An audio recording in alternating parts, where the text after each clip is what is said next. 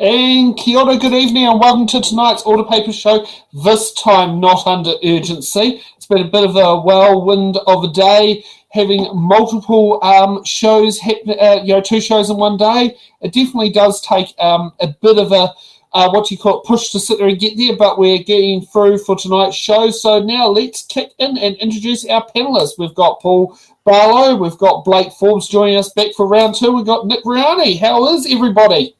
Away. Hello, Sam. Hi, Sam. Good to be here. Oh, well, that's good to hear. And just for those who are wondering, we did invite Harry Tam to be on the show, but unfortunately, I've not heard back. And I have a gut feeling we might have a response after the show has been completed. And I was hoping he was going to be here because he knows more about gangs than anyone else around here, whereas Nick can be a great education expert on why charter schools are bad. Yeah. So go through there. So where should we kick off first? Education Amendment Bill or gangs? Dealer's choice. Yes, sir. Oh, I'm the dealer. Can I please defer to my remote editor? And then just wait for her to sit down there and type in the chat. If anybody had coins, we could flip a coin for it. But, the only people who carry that much money these days are the ones who cry that FPOS is coming to take over the world. There's a reason why you have a coffee cart float. So, I like that one, Stacey. So, heads to gangs, tails for Education Amendment Bill. We have tails, the good old Kiwi on the $1 coin. Cool. So, let's... God, this is going to be fun trying to work out which one is the one that... gangs third reading, sentencing third reading, Education Amendment Bill, but we want the first Education Amendment Bill. God, this is a lot of fun trying to sit down there and actually... Are you trying to work out the new Parliament website? No, it's not too bad. Okay, as Nick would know, who has the most interesting questions and answers in Committee of the House? Shall we kick off with Jan Tinetti? I think we should. I think Jan's a good place to start. And we'll put on 1.5 times speed so we can get through more footage. To participate in this debate of the Committee of the Whole. I want to take my first call here this morning to talk about what we intend to do as the Labour Party in this debate and talk about just the overall general where we've reached with the bill. Mr Chair, you will see that on the table there are a number of amendments that we have made and are asking the Minister to consider. None of these amendments have been made, or proposals for amendments have been made lightly. They are genuine attempts to improve a bill that, as a caucus, we determined was actually rushed. It has a lot of flaws in it and faults in it, and even announcements that have been made in the last couple of days point towards that, as particularly in the charter school space, as schools are coming to terms with the fact of what does this actually mean, particularly those that are converting schools. And when you looked at the announcement, Mr Chair, that was made yesterday from the Minister, it was definitely something that I'm guessing there'll be a number of schools now that will look at that and say, look, there is nothing in this, there is no reason why we would want to change from becoming a state school into a charter school. Mr Chair, we intend to go through those in groups in those amendments, proposed amendments that we have there. We have signalled for a start off that we will be dealing with, and just to give the Minister a heads up about whether the line of inquiry will go to, we'll start with the intent to look at the industrial side of things. Our spokesperson in the Workplace Relations, Camilla Bellich, will sort of lead that part of the debate off. We want to look at the network management. So side of it, which the Minister did say was a small part of the net provision for early childhood, which the Minister did say was a small part of the bill, I would contend that that is not the case, particularly by the number of people who did actually make submissions in that area, and I do have a few questions that relate to that, and then delve quite deeply into the charter school amendment itself. So it's sort of starting with the charter school, and the reason for that is that our spokesperson in that area does have to leave early, so we thought that it would be prudent to start with those areas and then come back to the network management and then come back to the charter school itself. I just want to make some opening statements before we carry on, to say that we absolutely wholeheartedly have the stance that charter schools are an unproven ideological idea. They have had much research around the world, and it's very disappointing that the one part of research that the Minister has used constantly in the Credo research has been dismissed by several researchers and academics around the world because it doesn't have the peer review and the fact that there's uncertainty. Well, there's not uncertainty, there's absolute certainty around who the funders are, and most of those funders that are in that space are actually charter school proponents, and so that's something that in the academic world, and certainly my colleague Dr. Zunan has really highlighted this in the academic world, that's actually a really big influence over whether the research, the peer review and the fact of who the funders are, of whether that's actually credible research. The rest of the research, as we know, shows that there is very, well, it's not even limited, it's almost a negative impact on the system as a whole.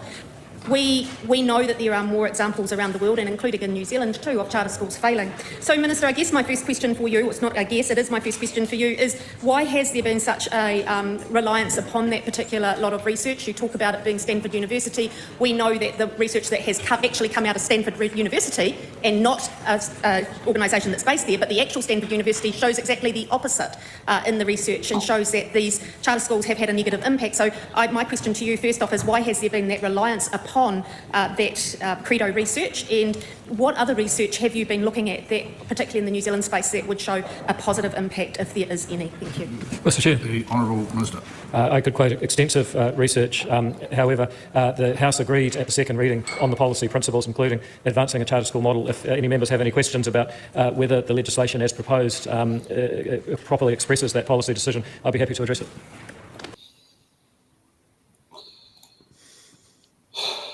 He didn't answer the question. I mean, where do you start? I mean, where honestly do you start with that? I mean, it was a pretty straight up question, and there was no answer forthcoming, because there is no answer to it.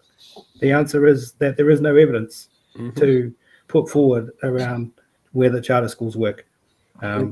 It does sound very much like they've found one piece of quasi-academic research that kind of says what they want it to say, and gone, yep, this is what we're building everything up on. This is exactly what we need to prove that we're in the right, and every other piece of research that we've got is completely useless. I mean, the interesting thing is that, like, we interviewed her a few weeks ago, me and Paul, and she said that if they do get back in, they would find legal route to abolish the contracts and stop the contracts. So if they do get in, I'll be interested to see how they proceed with that. Tuffany, we're playing at 1.5 times speed. That's why they seem like that. Wreck that link. It's the only He would put up there, fast track politician. This is what I love, is the interaction, is having the audience who come up with different things. So let's continue. With Jan's next question. She spends 3 minutes. Honourable Jantinetti. Thank you. And so that points to the fact that there isn't a lot of research, if any, that actually shows that, and that is a big concern when we're making such a big change to our system. And our system in New Zealand has already completely devolved, as the Minister knows, and that is one of the issues that we have within the system, is that we have the individual boards of trustees who are making complete independent decisions on a daily basis, and that makes change, as I'm sure the Minister is becoming well aware of, completely difficult to actually put in place from the centre. So I really would like to know, before I hand over to my colleague and Camilla Bellich and to Dr. Zunan as well, I really would like to know what other aspects did the Minister take into account other than charter schools, knowing that the research is really dicey? What else did the Minister look at that would create the change that we want to see within the education system?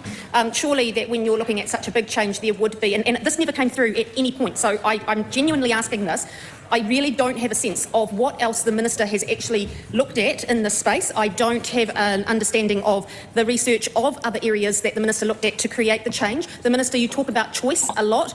There are other ways of creating choice, and in fact, one of the submitters at Select Committee who was in favour of the charter schools talked about, well, we wouldn't need to go down this track if we looked more closely at the special character provisions within the Act, which I thought was a very interesting, and I took that on board myself, actually. So I would like to know, did you take that on board, Minister? What did you look at in this space? Did you look at other ways that we could do this without such a big change to the system that I know many people and many academics will tell you will only devolve the system more, that is already creaking because of that devolvement? How, totally take on board some of the ideas around diversity within the system, but that could happen within the system itself. So really want an understanding, Minister, from you is what else you looked at in that space before I hand to my colleagues. And his answer. The Honourable Minister. I can only reiterate, the second reading was the time to debate the policy that the House agreed to, a policy of introducing charter schools. If a member has specific reference to the legislation, the wording of it, and whether it gives effect to the policy decision that the House has already agreed to, very happy. But I note this is the second time the member's taken a call and she hasn't mentioned a single clause of the legislation. And he hasn't answered a single fucking question. So this brings up a really important issue that I did want to talk about tonight, and this is about our Board of Trustees. Mm-hmm. And there's this very specific piece in this legislation that Jan didn't actually raise during that call, but it relates to something called the National Educational Learning Priorities, and it's something that is quite specific, and it relates to the instruction that comes from the Ministry of Education to our Board of Trustees. And that's being changed as a result of this piece of legislation. And what this legislation is requiring is that the priorities are being narrowed right down to two things. One is school attendance, and the other is educational achievement. And it's it's narrowing it right down to two things, when all of previous to this bill, they were quite wide in terms of the things that school boards of trustees were asked to do. There was a human rights component, there was a treaty component, there was a couple of other things in there as well, but I think those two things are probably the most important for this discussion. And those two things are being stripped out. School of trustees no longer have a requirement to look after or be responsible for the rights of young people. They no longer have a treaty requirement. So they're just being stripped out. Can Board of Trustees make decisions on what can be taught for sex education, considering it normally sat between the principal and the board, depending on the school? Yeah, well, that would be something that would be up to each local Board of Trustees to determine within the school. But that's something that I did want to really specifically raise tonight, because I think it's a big concern, particularly around the rights of children. Now we're just looking at attendance and academic achievement. And I think while those things are really important, no one's going to argue about those things being important. There are so many other things that are really important that we need to really focus on. And I think it's actually quite concerning that these things are being ripped out and not focused on. So I think it's important that Jan raised it. And that's one of the things I really did want to communicate tonight. The thing that I find bothersome about this our legislation and the coalition's legislation in general when it comes to education is we see more of David Seymour than we do of the actual education minister. And that's very, very concerning that we see. She's too busy. She's doing immigration. But that's very concerning. I don't know if anyone else feels that way. That, as I've said before, that we see more of the associate education minister than the actual education minister. We see more of an associate education minister who doesn't have kids and has been known to Snapchat 14-year-olds. That's a real concern. Also, I have from one kindergarten, if David Seymour turns up, the red carpet gets rolled up and put in the office.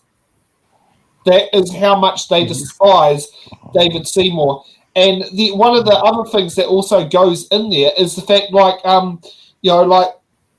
how I know this particular kindergarten quite well is the fact that I drop off fruit that is paid for by the Vulnerable Children's Society that pays the company I work for, Moshins, who then sits there and gets it to be delivered so children eat. And at least one good thing is David Seymour can't stop that, thank goodness. He'll try. There's a lot that he gets up to. Shall we now let's sit there and see how Lawrence asks? Papers on the table. Sorry, carry on. Sorry to interrupt. No. Thank you, Mr. Chair. So when we are looking at this, so the response that we got was that it is uncertain. And I can speak this from experience that this has happened in multiple sort of institutes, but also in terms of organizations that I've been involved in, where such a tool has been used as a tactic to work around what the intention I'm sure the minister has when it comes to the converting school. So my first question to the minister is whether he will consider my amendment paper 123 around this, where that when we are moving into a converting school into a charter school, that the sponsor of the charter school and the terms and conditions that these employees are moving into cannot be varied because of redundancies or organizational restructure for at least 2 years from the conversion date. And this is an insertion of subclause 2B to Schedule 1 New Part 6, Clause 109, Subclause 2. And this will just give some reassurance for those employees who are going over, who then also give them sufficient time to consider whether do they want to stay in a charter school? Is this for them? Are there other elements such as, professional PLD, professional learning development that isn't as comparable to a state school, state integrated schools, for example? It also gives them sufficient time to evaluate whether a charter school environment is appropriate for them without fearing that they will be losing their job or that they will be restructured out of a system and having them to place on much lower and potentially precarious employment terms and conditions as a result of that. So it just puts in some sort of precautions in the bill to prevent such a scenario. So I would ask the minister if he would consider this amendment. Thank you. The Honourable Minister. Well, thank you very much to Lawrence Ruane for addressing a specific part of the legislation, and I understand the concern he's raising that while there will be a no less favourable clause, so if a state school with state school collective agreements were to become a charter school, those people who currently are employed by the state school will be offered a job in the new charter school on no less favourable terms. And I think that's a fair deal. Mr Nunn's question is effectively, will the employment of that person be guaranteed in perpetuity, regardless of what changing conditions the school faces or what goals they have for the education of their children? And the answer is no, that the children will come first. If the goals of the school, if the demands, if the circumstances change, then charter schools must have flexibility in the employment of adults. And ultimately, that reflects the fact that we believe that it is important that schools are run primarily for the benefit of children. Adults are there to support their learning and they're paid for doing so. But I guess employing for all eternity on certain conditions is not a goal of the education system. As you showed last week on this show, the whole coalition government just doesn't really give a shit about employees at all, and it doesn't matter whether or not that's somebody who works in education or somebody who works in retail or whatever. Oh, Grant McCullum from Northland? Grant McCullum from Northland, yep. Mr. Matt King's former campaign manager. Who's scared it's got 111, what's your emergency? Police, fire, ambulance, mental health, wage theft. Yeah, they're very good at saying it's all about the kids, which fine. Yeah, you want an education system that's focused around the kids, but this is not how you go about doing it. Charter schools are not the way to do it because they are primarily a for-profit enterprise. So it's not about the kids, it's about milking the parents. Yeah, and well, I mean, I totally agree with that. I mean, as a former teacher, I mean, I know that high quality, well-paid teachers go side by side with our children in our schools, and you cannot have a situation where teachers are on precarious employment conditions, and that to me is the worst of all worlds. And we just, it's pretty clear what's going on here. It's pretty clear what the agenda is here. The agenda here is to smash our unions and to drive a wedge into the way that our schools are set up, and it's pretty obvious what's going on here. When did you used to teach? Oh, I used to teach in around our Wellington area here, where I am now, for I would say about 3 or 4 years, and then I taught in year 1 and 2, so our very young ones. Oh, yeah, okay. No. I come from a set of grandparents who both were principals at the end of their career. Very good. Granddad was Titahi Bay Intermediate Foundation Principal, Porora East School as Principal, Hampton Hill Primary School as Principal, Manukau Primary School as Deputy Principal, Ruane DHS as Deputy Principal. I've lost count of where else he was Deputy Principal. And Grandma was Associate Principal of Porora College for 10 out of the 17 years she was there. And here's something random to put on there. When she was Associate Principal, her job was sorting out relievers. The staff from getting the dishwasher, meant that the staff absentee rate dropped by 30% in the first year. But David Seymour might say that's a waste of money. What I was going to say was, if we were to flip it around and look at it from Mr. Seymour's perspective, even if they wanted to try and make this as a success, which it won't be, how is he supposed to make it work if he's not guaranteeing the teachers their jobs? Like, how is he going to do it without having teachers to do the job? His logic doesn't make sense. The way he gets around that, though, is that he doesn't need to employ teachers, like qualified people to be teachers. He's happy to take anybody who'll do the job, essentially, at this stage. And he said that, unqualified relievers is a really big one. He's been really specific in trying to make sure that the model for charter schools is essentially whatever it takes to get people paying us to take the kids off their hands. So it's all about milking those parents. I think you're right, Paul, because they're talking about something called a limited authority to teach. So that's a degradation of even the profession. It's a degradation of the qualification. It's basically anyone off the street who shows an interest and wants to take less money because there's bodies in the classroom, and I'm not sure how anyone feels, but if you're a parent, I'd be very concerned about just having anyone in front of, are we talking about no police vetting? Are we talking about no Ministry of Education, Ministry of Justice vetting? Is it anybody? What are they talking about here? Well, even if the Associate Minister himself was picking people, I'd be really concerned. He's got a bit of a history of hanging around with people who are not the highest. Are we going to have someone who has been released from preventative detention be allowed to teach in a school who has served a sentence for sexual? We don't want to obviously go overboard around this, but there are legitimate.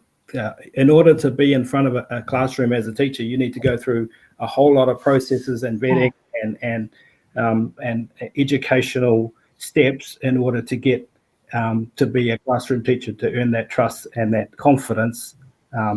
And this is a big step to erode that trust. So that's a really big concern, personally of mine and also of the profession. I know people are very concerned about that. What do we think of Mr. Sunar's amendment? Well, I think it's going to fail. Yeah, it will, but I think it makes sense, Yeah. Taking the risk of going into something like a charter school and working at a charter school, as anybody who's an educator, there's going to be if I do this and the government changes, then how safe is my job? And if it's not written into those rules, or what if I go into this and it's not for me, like you said? It's really important that anybody going into a new job has those protections to look after themselves and look after the people around them. And by going, that just it's unfortunate that that's the outlook from the government. It's like they're not even going to consider that the way that somebody might feel in that job, which is really weird for a vibes-based government like this. Would groundskeeper Willie be a more suitable option than Joe Blogg off the street? Grease him up. I would have hoped that we would be taking a position where we're putting our teachers up on pedestals. That we're really celebrating our teachers and that we're paying them appropriately. That we're giving them, we're appropriately remunerating them for the hard work that they're doing. Because our teachers are some of our greatest members of society, and they do really hard work. And this to me is just the worst of all worlds. And you know when someone's fired up, when Stacey has to sit down there and jump in to be part of the conversation. Yeah, hi. Because I think, haven't you been technically an unqualified reliever at some point? Yes, but that was for ECE. So I did pop into the YouTube chat before. So my best friend and one of my flatmates, two different people, are both high school teachers. Them and their colleagues do not like what is happening and what is going to be happening. Okay, so when I was relieving for ECE, I got the position because I was going to go into training, and one of their permanent teachers was away on maternity leave. I had been vetted enough that they knew that I was safe to be around the kids, but not so much that I was allowed to help out with changing nappies and putting kids down for naps and that sort of thing. So yeah, like I said in the chat, like what is going to be happening? I agree completely with police vetting for these people. And on top of that, I was having a conversation with my flatmate about it the other day, and some of the people that they're going to be pulling in for relief work are teachers who are on parental leave, teachers who have recently retired, and it sounds like para college in a nutshell. Yeah, and more permanent relievers of people who would just do like a day or two, and also having no qualification in the subject that they're being forced to teach. It's interesting you mentioned that, Stacey, because I recently went to a meeting about early childhood education. We're getting slightly off topic here, but it is relevant. And there's a war going on in early childhood education at the moment. Private capital is coming in. Venture capital is coming in and basically buying up our entire early childhood education providers, and they're dumbing down the levels of people that of qualifications and staffing and everything, just to drive down the costs of delivering the service. So the things that you're talking about there are actually going on. It's real, because like I just said, private capital is coming in, buying up all the providers. And it's very lucrative. And they're making a huge amount of money out of it. So the things that are going on are very disturbing at the moment in early childhood. So I went to a meeting that's being run by NZEI, the early childhood part of NZEI, and it just heard some very concerning stories like that which you just offered right now. And yeah, there's so many fights in so many different parts of the system. This is kind of not what we're here to talk about tonight, but perhaps we could have a more fulsome discussion later on. But I'll still be around after we close up here, so I'll let you lads get back to it. Thanks for joining in, even that you're not really disappearing that far away. Just we've got the camera on. All right, go for it, lads. Okay, so let's head back to Lawrence. Thank you, Mr. Chair. Following on from some of the previous speaker, I would also like to then address one of my other amendments. This is amendment paper number 102, and this is to do with clause 212 ZCA, because like the previous speaker, the Honourable Gentleman, has mentioned that we're still talking about the employment element of this particular bill. And just something to address what the Minister sort of mentioned before in terms of a school's or a sponsor's or a charter school's primary responsibility is for teaching. And just sort of contextualize why, for me, this is really important from my own background. So with this particular bill, like I mentioned, I before worked for a private training establishment which is for profit. And I can assure the Minister that when it comes to for-profit educational institute, which, despite what the Minister said, is a huge moneymaker, I should know because I used to work for one of them, that education education and for students, absolutely, it is not within the company or within a for-profit organization, educational organization's interest. It is about making money. So I appreciate what the minister mentioned in terms of the students coming first, but we have seen across studies throughout the world that having good qualified teachers who are happy in their employment directly results in better student outcomes and better attendance for the students as well. So the idea, and I think picking up on what Camilla Bellich mentioned before, that pitting the rights of the teachers against the educational outcomes as a student is something that isn't even considerable when it comes to being a teacher. However, it is considerable when you are looking at pitting between a for-profit employer, or / in this case, a sponsor, and also an employee / teacher. So there is a very clear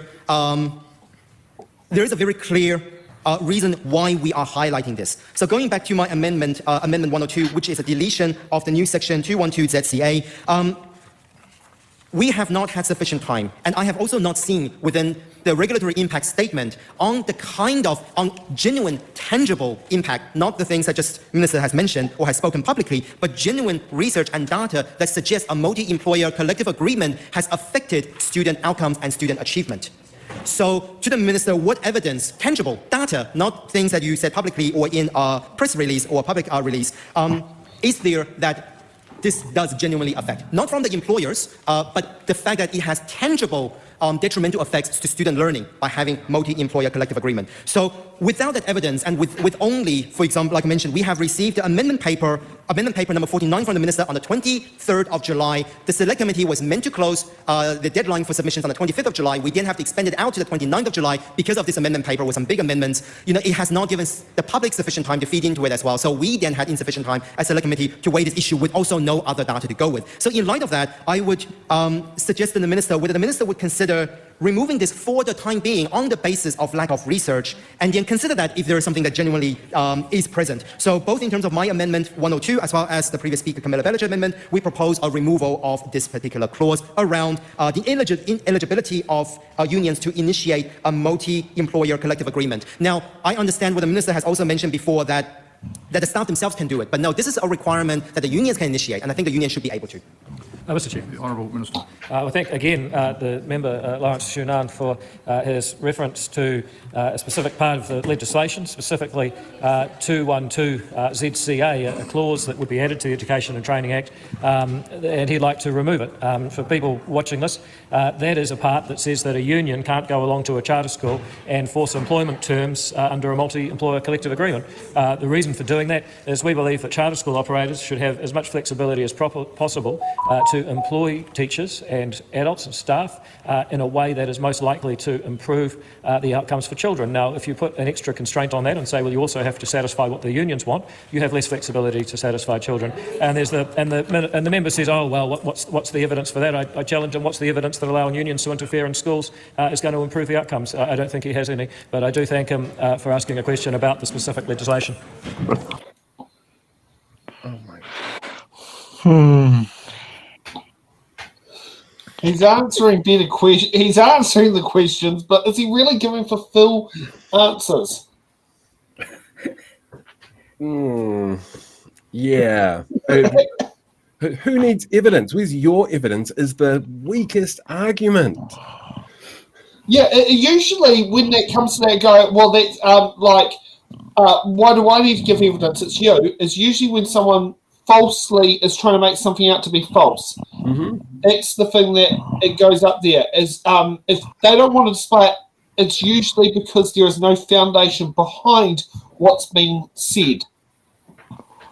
Yeah, what I like about Lawrence, and this was very evident when we interviewed him a few weeks ago, he is not only is he a great speaker when it comes to this stuff, he is so passionate about education, and I reckon if they make it into government next time, like it's a coalition of the Greens or Labour or some combination of that, he would be a great, at the very least, associate education minister. He would I reckon he would do a grand job. Yeah, I have to give Lawrence some props for that. That was a really well thought out speech or amendment there. I mean, it's pretty clear what Seymour was going to say before Lawrence even spoke, but you got to give him at least some props for making the case. But it's pretty clear that Seymour wasn't even interested in addressing the point. He didn't even address it. If Mr. Speaker was there. Will the ghost of the former MP Antolli sit down there and actually go, oi, pull your head in? Because Antolli was a big supporter of Committee of the House to be a question and answer session rather than a debate on Patsy's speeches. Yeah, I think that's a good point, Sam. I think we've seen that quite a bit over the last few months. I think we've seen ministers making a habit of not answering questions. So I think potentially there is some room there for ministers to be required to make more fulsome answers. Yeah, but that's obviously up to the speaker and the speaking team to. Yeah, but no, I think you're right. We are seeing that more and more creeping in. Yeah. Oh, here's Camilla Bellich. Able to make a contribution in this part one, and I want to touch on clause 120, which is part of schedule 1, which is I understand the part that we're debating, and I understand hasn't been traversed fully yet by the committee. I have an amendment in relation to this, which is to ensure that when employment information is provided to a sponsor, that this is done in a way which is consistent with the Privacy Act. So that is, I think, a big concern with this bill, is the fact that this particular provision in relation to the transfer of information to a sponsor was, my recollection is that it came about after the public submissions were held. I could be, ministers welcome to correct me on that, but it wasn't traversed in public submissions. It was something that was suggested late in the day. And we have concerns about this. And the reason that we have concerns about this particular provision is because essentially what this does is provide all the information that an employer holds on an employee. So, for example, if you think to jobs that you've had in the past and all the information you have had to give to your employer, for example, medical records, information about your family, when you've been sick, disciplinary matters, matters in relation to other personal information that might come about in your employment, those are usually all held on file by an employer. And this particular provision, obviously there would be an argument to say that on the conversion date of a state school, current school, that is not a charter school, into a charter school, that the person who becomes the employer as a sponsor would have a decent argument to say, well, I should have that information because that person's employment has transferred to me. Then that is obviously not necessarily something that I would disagree with. The thing that is objectionable, I think, under this particular legislation is the time period that this particular information is transferred to the new charter school. It's not on the conversion date. It is 3 months. It is either the conversion date or 3 months before the conversion date. 3 months before a conversion date is basically giving information which could be highly personal to someone who is a third party to your employment relationship and allowing them to have that information. Now, 3 months prior to a conversion of a school might be the exact period of time where someone who's employed by an existing state school that converts to a charter school may be considering, do I want to keep working here? Obviously, if we listen to the minister, a charter school is innately different to the model that they will be working under. So they are having to consider, will they maintain their employment there? Will they go to another school? Will they try and find a job? They might not want their personal information to be held by a third party. I think there's a justification for it, as I said, on the conversion date, and that's why the amendment that I have put forward is to either transfer that information on the conversion date or require written permission from that particular person to allow that new employer as a sponsor at the charter school to have that information. I don't see any downside with this, because if you're unsure, if you think, well, possibly I might decide that I want to stay at the charter school, but I might also be looking for another job, you might say, okay, well, I'll let them have my employment file because a high probability is that I'll stay in this job and maybe I'll leave later or maybe I'll see how it goes. So that, I think, would be a situation that might arise. The problem that we have here is that isn't what is included in the Act. We've had various concerns raised around privacy in this Act and also transparency in relation to the OIA, and I do know that there are concerns that members will want to address. I think the OIA part might be in part 2, but there are significant concerns that the Ombudsman raised around transparency. This is a privacy consideration. I don't think there has been time to consult with the Privacy Commissioner. I would be interested to know if the Minister has sought advice from the Privacy Commissioner on this point. I'd be interested to know if this was prima facie a breach of the Privacy Act, because essentially, if you look at the amended... Mr. Speaker, Mr. Chair. Look, I appreciate the member engaging on this. I think what's important here is that this is employment-related information. So if we're committed to ensuring that the terms of employment are no less favourable, as I'm sure people are very interested in seeing happen, then you need to have employment-related information, and that means things like payroll and terms and conditions of their employment. And so I think the idea that this is going to be somebody's medical health records, that's misleading. That's not what we're suggesting. What we are suggesting is that the employment information should be. If you don't use this exclusion, then you are subject to the Privacy Act. So it's a narrow exemption from the Privacy Act for employment-related data that is useful for getting a person's terms and conditions right. I think I can understand the concern, but I think the member has exaggerated the risk here. Kamala Belich. Thank you to the Minister for his answer. Okay, I think... Did he do a better job of answering that question? Only just. Well, Only just. But, I mean, at least he did answer the question, but I think he's left some major areas of concern, particularly around what charter schools will do with information. And I think really the big issue that wasn't really dealt with in that section, hopefully it will be dealt with later, is what happens with OIAs. Because I know that there's a lot of information that comes out in Official Information Act requests in relation to schools. I know that there's a lot of information that comes out, particularly in relation to OR's information requests. And if schools that are set up as charter schools are not going to be subject to the OIA, then I think that's really concerning. They're going to be off on their own. We don't know what they're doing. We don't know how they're spending their government funding, and we can't find any information about them. We're not allowed to ask through the OIA what they're up to. Sorry, Blake. I'm not going to like this, guys, but I actually agree with David here, and I'll tell you why. Because for me, it's no different to 90-day trials, and then if they stay, they get to have the information the other way. So,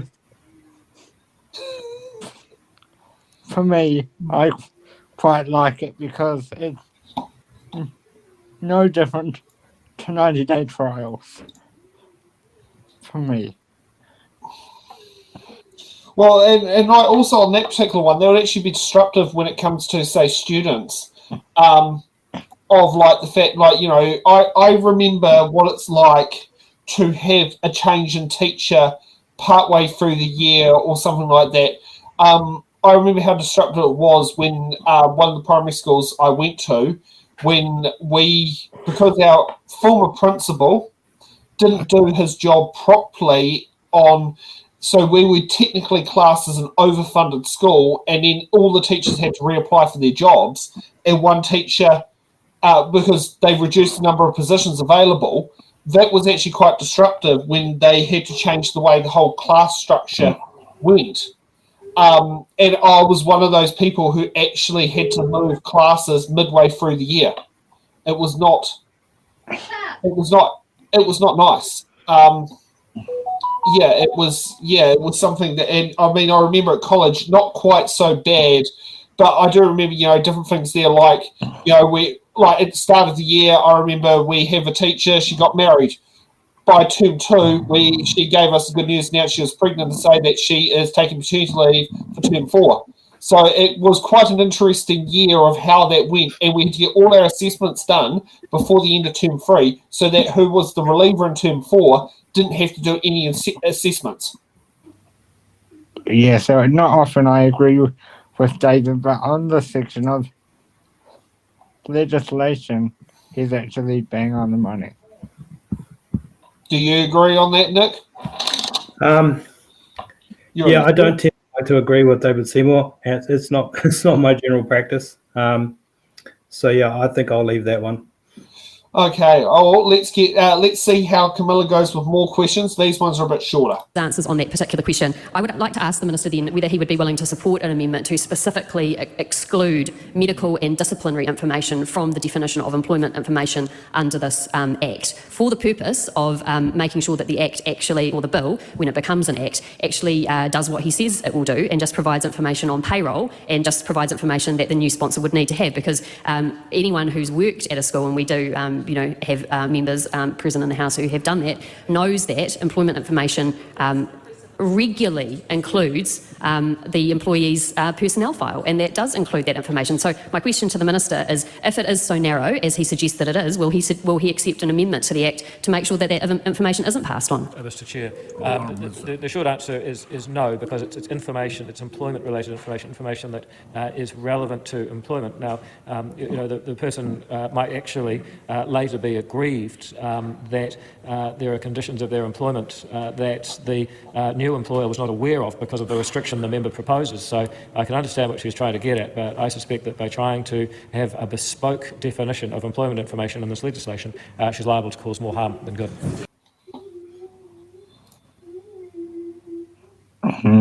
Yeah. Don't know how to take that one. I mean, the problem with this is that we're trying to get definitions of information that are different within the current Employment Relations Act as to a definition that would be sitting outside of the Employment Relations Act within the charter school environment. And it just creates all sorts of difficulties when you have two different definitions applying to the same set of information, one within the public school setting, one within the charter school setting, and it just creates all sorts of difficulties. I think that's what Camilla was trying to say, that we need to have a common definition across all schooling environments so that everyone is clear. Say, for example, if a teacher moved across or if a teacher came back, then there was a common understanding. And I think what this has the potential to do is to create uncertainty about how information is treated. And I think that's where the concern lies around this one. But yeah, you go first then. I'm mentioning about something else in here.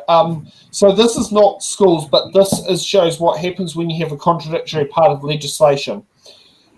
When it came to excise tax and alcohol, along with many other products, and this dates back pre-GST, you apply excise tax, duties, and all that after all other costs and margins have been taken into account.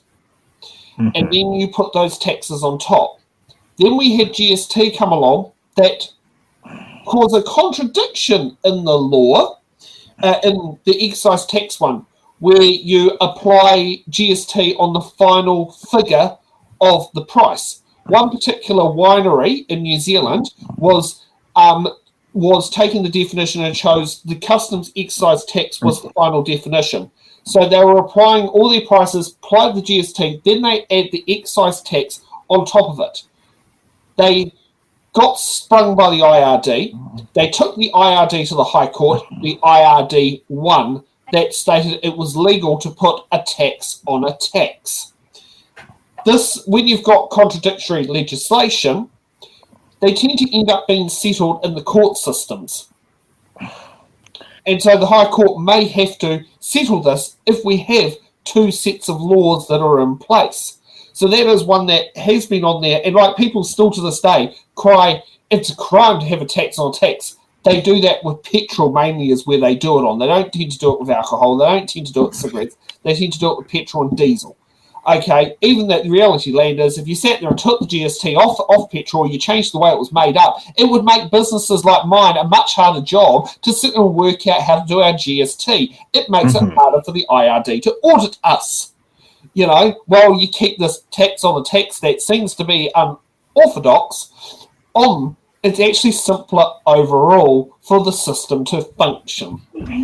So let me just, sorry. A similar point, they can point out what happens when you have contradictory laws. And that law has been tidied up since that court case. Let me just clarify.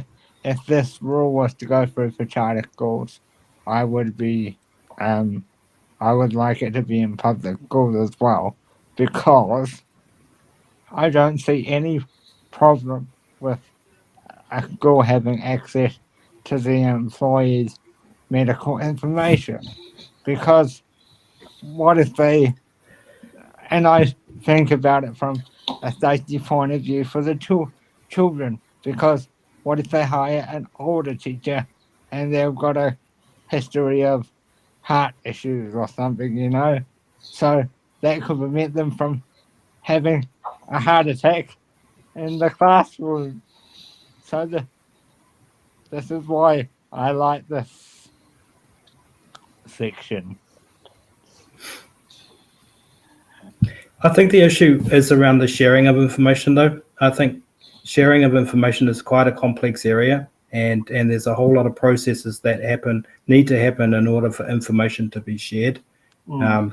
So certainly the Privacy Act has a lot of conditions that need to be met in order for information to be shared, and I think that's why the Privacy Commission needs to come in and do an assessment of this particular piece of proposed legislation in order to give their opinion on the privacy implications of this particular piece, because we are dealing with information sharing, and that's that is the proper process that when we are dealing with information sharing, the Privacy Commission is to give its opinion.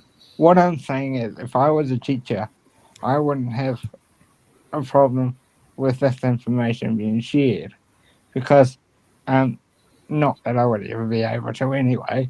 So let's just say a person with cerebral palsy like myself could teach, right? It would then be on my record, oh, he has cerebral palsy, he has a history of fitting and all that. Then that would be a good piece of information to be shared.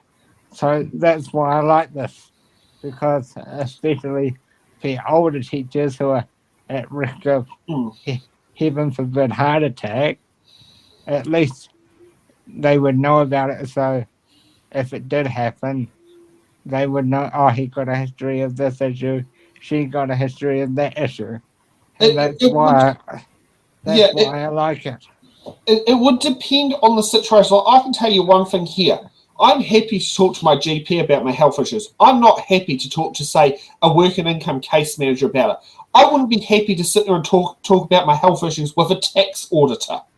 You know, I wouldn't want to be, I would be, depending on the relationship with my union rep, I'm not sure if I want to discuss some of that with my union rep necessarily. It can go in all sorts of different directions. Now this is more of where people can get the wrong end of the stick can be, is I have a dairy allergy. I've had flats turn me down because they thought I'd get an anaphylactic shock by resolving dairy. That doesn't happen with my allergy. You know, it is about digestive system, and should we just say, the toilet is usually where I end up. But some people misunderstanding of things can lead to the wrong results as doing that. And often when something is misunderstood, it could be taken drastically out of proportion. Like I've had when it's come to looking at flats, where some people sit there and freak out over a dairy allergy. I mean, if we look at my current flat right now, I've got a dairy allergy, and my flatmate Clint has got a lactose allergy, which is a different allergy to dairy. A lot of people confuse the two together. And he has a gluten allergy. And I'll sit there and say, I have an idea of which of his family roots that came down. And I've got, we've got Brad who has no known allergies when it comes to dietary stuff. But it's like, how quick it would be to sit down there and actually, knowing what different allergies are for what. But when people, if people jump to conclusions when doing that, sometimes just that little sliver of information can lead to a drastic outcome. Rather, so that is where you've got to actually be careful. What you do there is not all information is good information. Sometimes you can have a perverse outcome over it. And that's where you need to sit there and actually work out what's the right information to have there, what's the wrong information to have there. Otherwise, you end up in a situation where wrong information goes out there. I mean, I had a whole rental property all fell to bits because the landlord decided Wings Over Wairarapa was a one-day event and sat there and issued me an ultimatum. He ended up losing a prospective tenant because he decided he knew things better than I did and got every single thing wrong. And, so these are things there, sometimes too much information or slivers of information could produce wrong outcomes. And that's what we're trying to avoid. Like anyone who hears me sit there and say here, with work and income, you give them just the information they need. You give them too much information, they start making decisions that aren't right. And you spend a lot of time trying to fix up their mistakes that they'll keep trying to push through as the beneficiary is always wrong, even when the law says they're right. I agree about the work and income, but employers can get the wrong end of the stick. I do know what it's like to work for bad employers, and I can tell you right now, depending who you have in a management structure, can be the difference between a brilliantly run company and a company that could be crashing down there, or that can also be down to the schools. I also know that Paraparaumu College had a particular principal who came in there, should we just say, didn't really last that long as a principal and pretty much was shuffled away by the board. This is in a public school sector. It's quite funny. He's actually the principal at the school. He used to be deputy principal at Wellington College now. I know there's pros and cons, and I think that's the point. That's what we're talking about. We're talking about employment information. That's what the amendment to the bill is talking about. So I think there is a sensitivity around employment information, and if it does get into the wrong hands, it can have adverse impacts on people's future employment prospects. So I think that's why there is a bit of sensitivity around it. And of course, we can agree to disagree, but I'm just letting you guys know how I particularly feel about this section, because that's what a show like this is for. Exactly. Yeah. Yep. That's all good. Shall we see Camilla's next question since it's a short one? Go on then. Camilla Bellich. Again, to the Minister for his answer in that I can't reconcile the two answers that the Minister has just given, which the first one appeared to be that it wouldn't include medical information. It would just include payroll information that the employer would need in order to know, who they're employing and what they're paying them, which I don't think anyone's objecting to. But then when I suggested by amendment, the Minister said, well, he wouldn't like a bespoke definition of employment information in this bill. Would he accept a different definition of the information, perhaps the information to be transferred or relevant employment information, therefore making sure that it was specific to this Act and only included the information that was available? Because I'm sorry, Mr. Chair, I cannot reconcile his first answer, which was that medical information would not be relevant, and his second answer to say, well, it may be relevant and we don't want to make sure it's excluded. Mr. Chair. I think we can close that off with a few words that the member herself just said. Only the information that's available. Available from whom, to whom, for what purpose. She's trying to create a definition that unfortunately is going to create more difficulty than harm. At the moment, it is information relevant to a person's employment, and that means information that will be useful for ensuring the terms and conditions of the new employment are suitable for the person and no less favourable than the employment conditions that they had previously. That's a justifiable purpose of this bill and of charter schools in general, and that's why we think that actually, as it reads well and should remain as it is. Mr. Chair.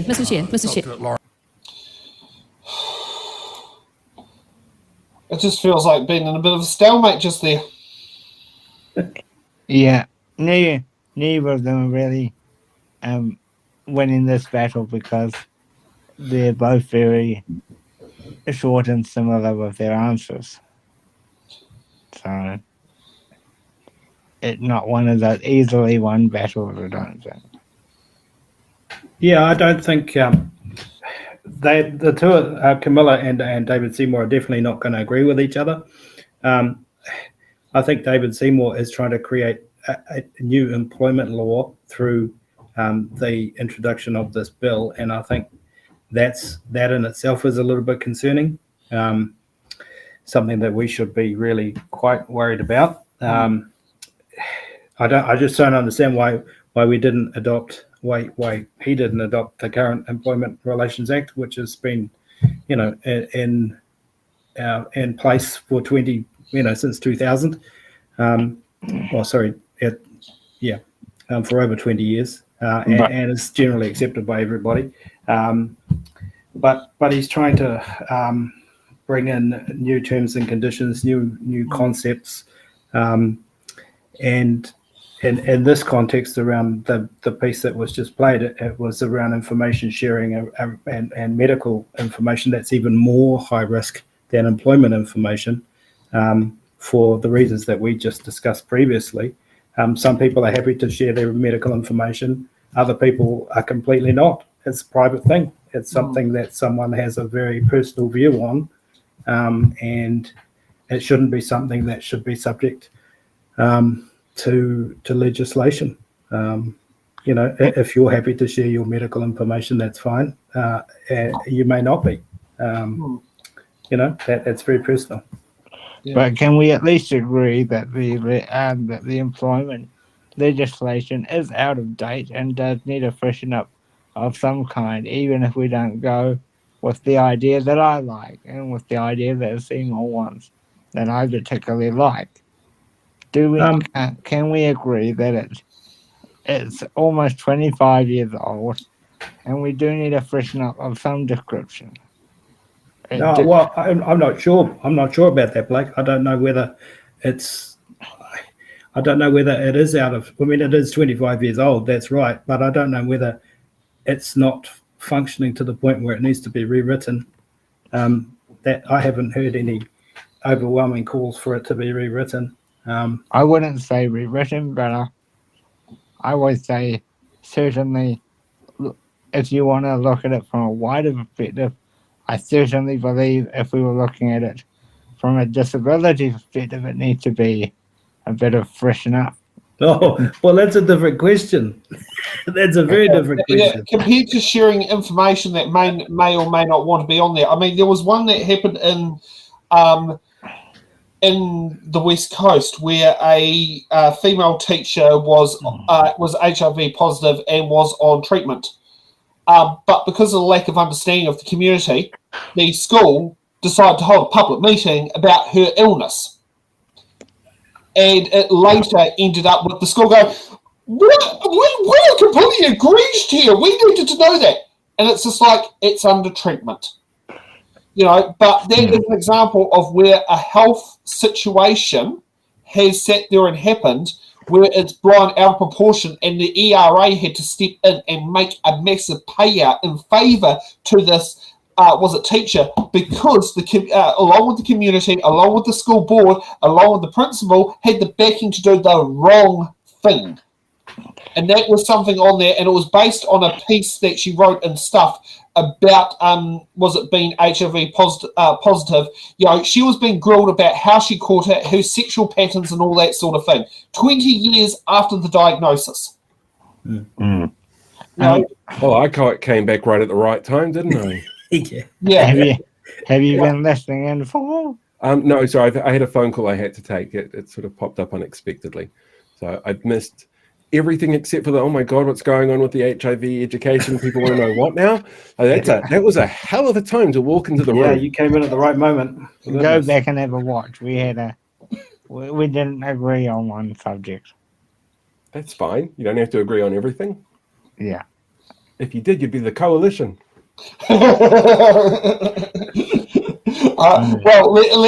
Fingers crossed. They agree wage theft by employers should be a criminal offence, not a civil offence. Fingers crossed. It is going to be interesting on that. So we've gone halfway through the show. It's time for us to move on to gangs. Okay. So, goodbye. What do you call it now? We want... Okay. No. This is the fun part. This is what happens when it's the same. It's the same. Oh, okay. So when it's in the similar area of the bill, the gangs bill of the whole house. So let's sit there and see how this goes down. Oh, heck. Goldie has to be in charge for this one. Oh, no.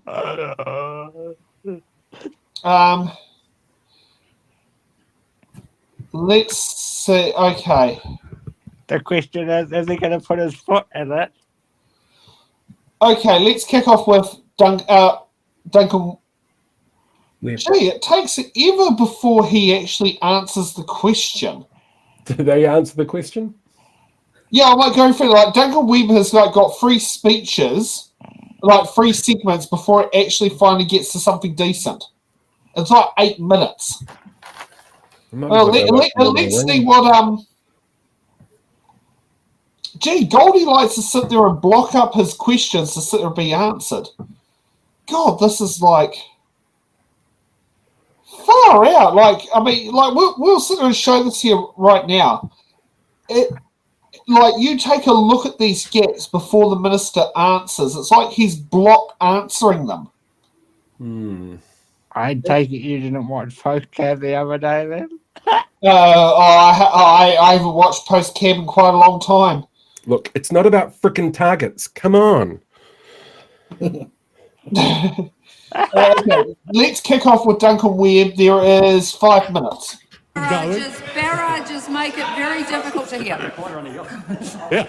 You can't behave in a disorderly manner like that on your yacht because that's disorderly behaviour in a public place under the Summary Offences Act. So, it's a vessel as well. That's a genuine point. A private vessel off on the coastal waters becomes a public place upon which you can't have a gang insignia. That is the ridiculous position that we end up in. So, Minister, please answer that question. Answer the yacht question, because that's probably the most extreme case, and it would be really good to hear whether you think that's a prohibited display of gang insignia.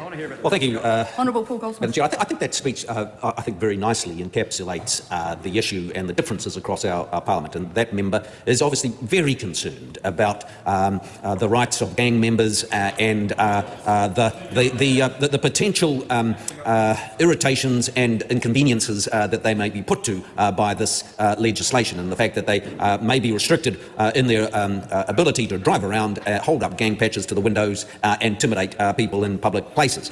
He's very concerned about that. Frankly, our concern is more with everyday New Zealanders trying to go about their business who want to be free from the fear and intimidation caused by gang members. And I just remind the House that it's only 0.25% of the adult population of New Zealand are gang members, yet they are responsible for 18% of the serious violent crime and 25% of the kidnapping. So this is a group that causes mayhem in our communities, and this amendment paper is about dealing with one area where the bill as drafted didn't capture the people who are driving around in cars and are displaying gang patches in a public place.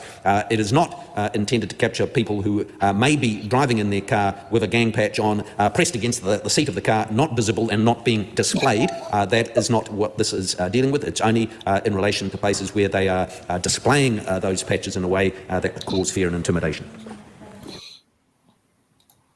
So you're allowed to have the gang patches on the inside the windows, facing the inside, and covered up in the back behind the tins, but you're not allowed to have sign writing of gang insignia on the vehicle on the outside. Is that what we heard there?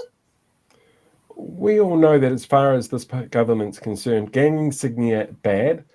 It doesn't matter whether or not it's something that can be seen in public or not. They want to give the police the power to go into people's houses if they see it through a window, or bat signal it on the sky or something. Like it's very much a case of making noise to look tough on crime. But that whole sort of straw man argument that Goldsmith puts out there, well, clearly this member doesn't really give a shit about gangs, and it's just so pathetic to have. It was quite to talking points. Yeah. Yep, exactly. It's like everybody knows gangs are bad, but you don't actually get tough on gangs by going, let's be mean and arrest them for every little thing. You have to break down what it is that's driving people into gangs. You have to identify what leads people to that lifestyle, and you have to break down what it is that they are doing. And the best thing that they could have ever done that they all refused to do was legalize marijuana and break their chains of being able to actually make money and hold people in trouble with it. But why would common sense have anything to do with government? Oh, that went out with the window. Went out off the 10th floor of the Beehive a long time ago. Yeah, I don't know about this one. I mean, I thought that police had the authority and the power to enter someone's property anyway. I don't know why they had to, introduce a new law around this one, but because I'm pretty sure that police have this power, regardless or out of existing powers, but. It might be a different one of they can use that power to collect evidence to prosecute. So maybe they have a power to walk into your house and say, oi, there's a mongrel mob patch on there, but they don't have the power to arrest you of the patch being on the wall on display in the lounge. And I think that's what is potentially trying to be tasked there, is to use something similar to the Misuse of Drugs Act, where you can enter into a property without a warrant that can lead to criminal prosecution. Yeah. I don't know. It's the search and seizure part of it that's concerning me the most. Certainly, I remember when I was at law school, the search and seizure part of the Bill of Rights was the most contentious part, and it's the part that gets people the most exercised about does the state have the right to come onto your property and effectively search, and what are the conditions under which they do. So yeah, I think this one could end up going to court and be tested. So we'll just have to see what happens. Yeah, especially if people feel that they have not had that done properly. You are right. You know, just like with the excise tax with GST. Mm-hmm. You know, except in this case it might end up in criminal court, not civil. Not civil. Okay, let's see what Helen White and Jenny Anderson have got to say. In here is that you're expanding the jurisdiction of people, and as Dr. Duncan Webb suggested, they may well be people living in their vans. And I know that that might be beyond, hopefully, the experience of most people in this house, but that's a reality in my suburb, that there are people sleeping. I live on a big park, and at the bottom of the park, there are people sleeping in their vans in the car park. And what I'm concerned about is the fact that there is such a disparity here in terms of understanding. We know that gangs are often a feature of poverty and alienation, where people find an alternative set of norms and values, which we do not agree with, and is a bad sign, but they find that because they're displaced from the norms and values of the society that we are lucky enough to live in. And it seems to me that by talking about swastikas as not actually meeting the standards, so you can have your Nazi sign, you can have your yacht, you can do that because you're insulated by where you are. We are laying open a group of people whose intimate space, whose only intimate space might be their van, and that is a reality. That is not me being melodramatic. Those are the very people that there will be people in that situation in their van, and we are actually opening the door to those people, having the door knocked on, and people going into that space. Now, that is an issue, and I wondered whether you had advice on the worry about the bias in that situation, because I take your point that there are some terrible things happening in gangs. I don't think I'm ungrounded about that. But I do think there is a real concern about the invasion of space of people who are already fragile in some ways, and in fact it's going to alienate people way more if in fact the only refuge that they have is one that you are invading and you are inviting people to invade without any sensitivity over what that means for them. So I would really like a genuine answer. I don't want to hear that gangs are bad. I know gangs are bad. I don't want to hear that there are victims out there, because I know that. But I also know that lots of the people in those gangs and in our criminal system are in fact also victims. That does not excuse any bad behaviour or intimidation of others or rape or murder or involvement in issues over drug issues, etc. But neither is it fair to put people into a situation where there is no ordinary, normal refuge, which is so important to our humanity. So I mean this very genuinely, Minister. I want a response. Did you have advice that this could actually risk invading people's privacy to an extent which was out of kilter? And did you have advice on the comparator to people who may be involved in situations where they have an offensive sign, like a neo-Nazi sign, like a swastika, like those kinds of signs in their houses, but maybe insulated by the nature of their lives and the fact that they live in situations where they're a lot less vulnerable to a knock on the door? And he didn't answer the question, so we're moving on to Ginny. So let's see what Ginny's Honourable Jenny Anderson. Thank you very much, Madam Chair. Look, the Minister's given us some really good further understanding of how this sort of car provision is going to work. So what he stated, and if I heard this correctly, that you can't sort of like get your jacket up like that on the back window, that's out. But if you were driving... Let's go back and we will slow that down. Go, Ginny. Honourable Jenny Anderson. Thank you very much, Madam Chair. Look, the Minister's given us some really good further understanding of how this sort of car provision is going to work. So what he stated, and if I heard this correctly, that you can't sort of like get your jacket up like that on the back window, that's out. But if you were driving your car and your patch was on the back like that, that might be okay. But what happens if he was in a car crash, not a serious one, and he happened to slam up against the window? Would that be out?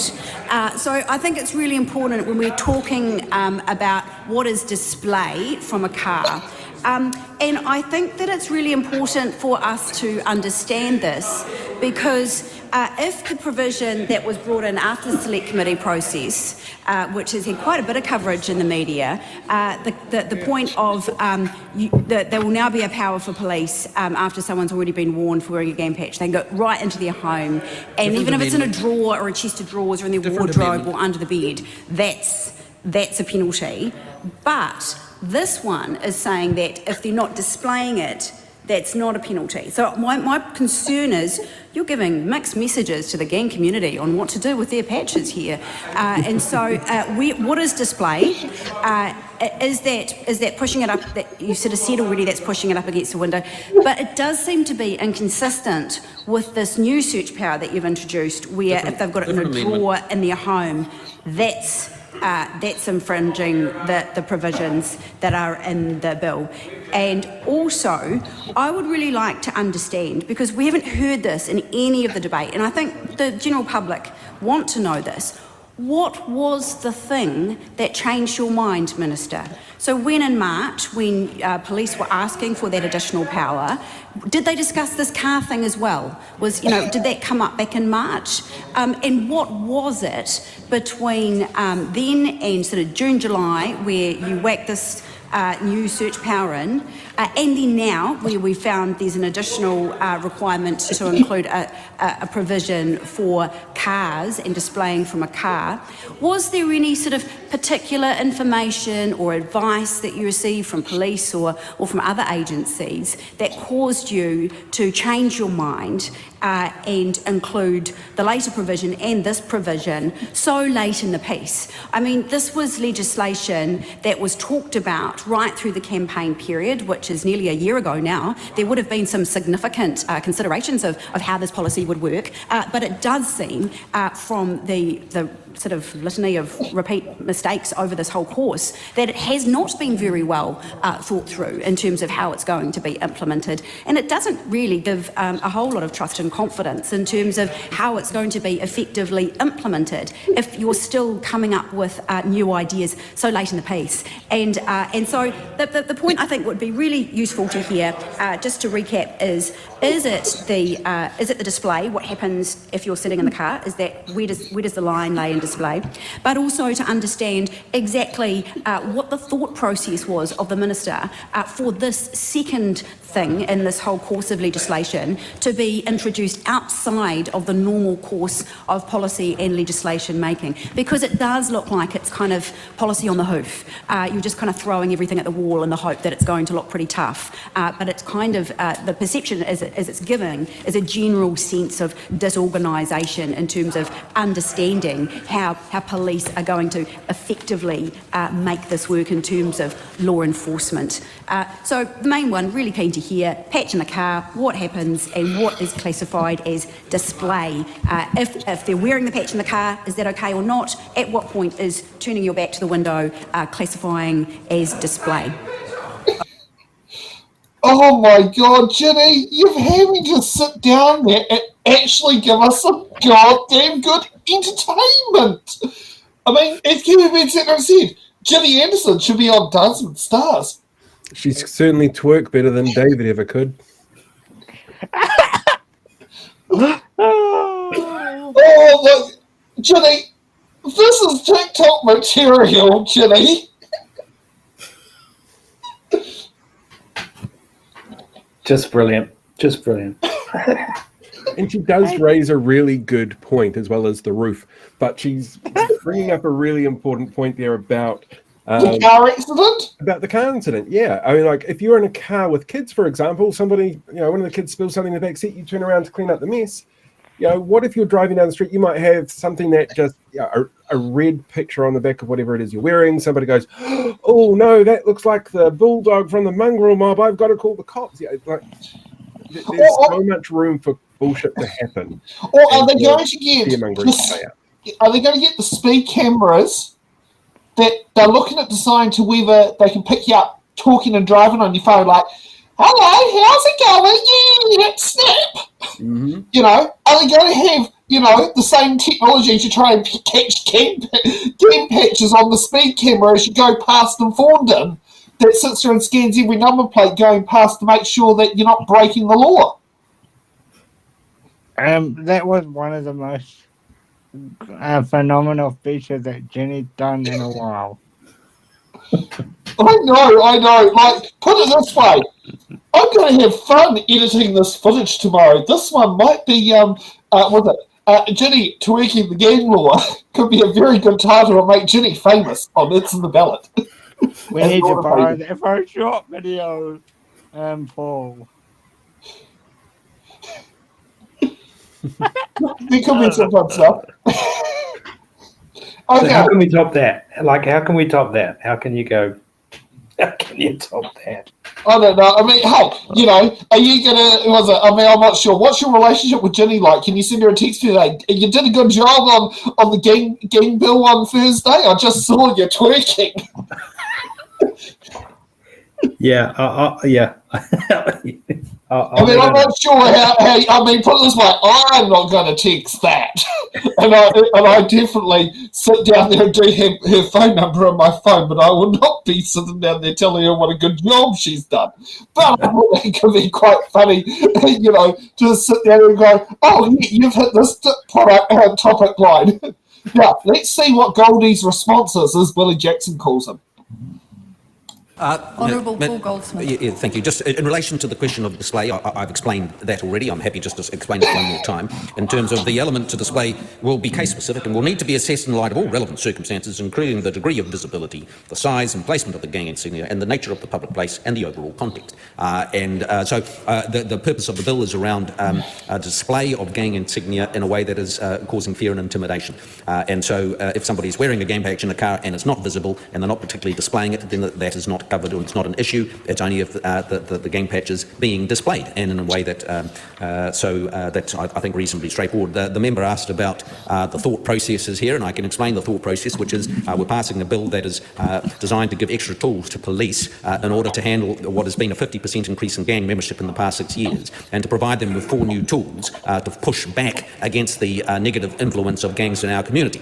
And when the police come along, yes, late in the stage and say, well, actually, when we've looked at the details, there is a gap here that we think should be addressed, we decided to address it. And before passing the law, we've made this amendment in a belt and braces way to ensure that the legislation is as tight as it can be in order to ensure that the New Zealand members of the public can go about their lives without the fear and intimidation of gangs in their community. Well, as sitting there responding to something like this is a new trend you sit there and deal with when you're talking about, you hold your jacket or you hold a hoodie, you hold something that's unzipped and you hold it down like that to sit there and hold it together while you sit there and do your speech. And yeah, I'm taking it off, it's bloody hot. But I thought I would sit down there and try my best to do the Goldsmith.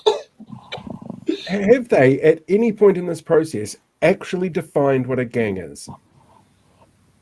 I'd love to know. I mean, hey, I might be an associate of multiple gangs because I sell petrol at BP Levin, but also I sell petrol to the cops. I mean, they bring up the white supremacy thing, which makes a lot of sense, but what about something like Tūtangata? Brian Tamaki's Destiny Church group that drive around on motorbikes with big leather patches and go out and intimidate people. That sounds like gang behavior. And we don't know if they're doing anything illegal, but we don't know anything specifically that gangs are doing without evidence either, like the mongrel mob or Black Power. We don't know what they're doing. We don't have evidence. Maybe the same lack of evidence implies that that's what Brian Tamaki's doing as well. There needs to be some kind of really specific definition in there. Don't forget Brian Tamaki also holds councils hostage. Yes, he does. Yep. See, you raise a really good point, Paul, that there is a very specific gang list, but then again, the other day there was about 800 people that got chopped off that gang list. But, that was all about sanitizing the list and, doing all that kind of thing. And did they say, of that 800 people, how many of them were related to deaths? That's a good point. Considering, I do know that there was one particular year, this is quite a number of years ago, of the debts that MSD wrote off, 90% of the debts they wrote off were as a result of the client dying with no estate to pay the debt. Just to put some context in there this is a story by Aotearoa back when I think Anne Tolley was the minister. Yeah, it was something in there, and it was about how tax fraud, tax fraud and tax overpayments get written off quite easily, whereas benefit overpayments don't, and the stuff that tends to get written off. And I asked more information, and she said the biggest one was as a result of death. I mean, as a result of death does make sense, Oh yeah, but it's like how that, but they only wrote it off because the person died. That's more what's been looked on there.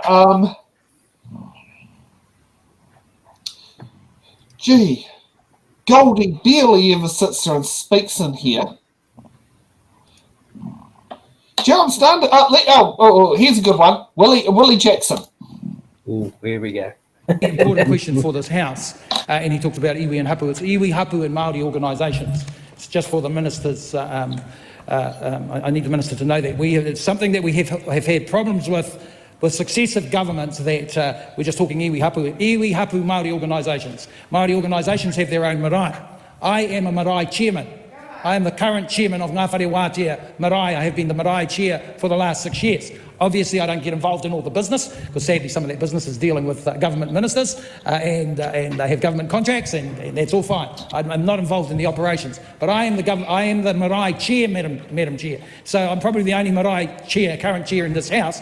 I took the position. I had the position before I came to Parliament in 2017. I checked with the Prime Minister at the time when I said I wanted to hold the position. She said, "You're taking no honorarium, not 1 cent, not 1 cent." But I'm there in terms of overseeing tikanga, in terms of protocols, in terms of these areas.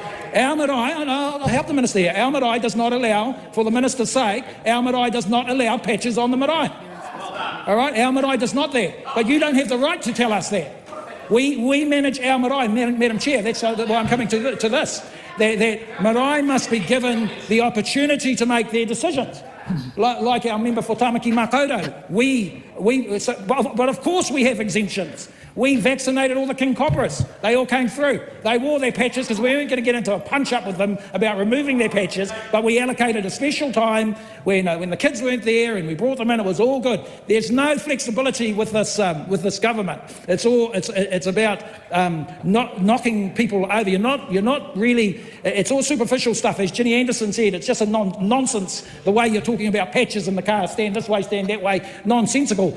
But the question from Duncan Webb in terms of tino rangatiratanga has to be answered by the Minister, particularly given a lot of the pronouncements in terms of by Māori, for Māori solutions from this government, from the Minister of Māori Development included. And is this a breach of rights for people at hapu level, at iwi level, at Māori community level, for manu rewa marae, for our marae at Ngā Whare Wātea? Because you're making things impossible, Minister.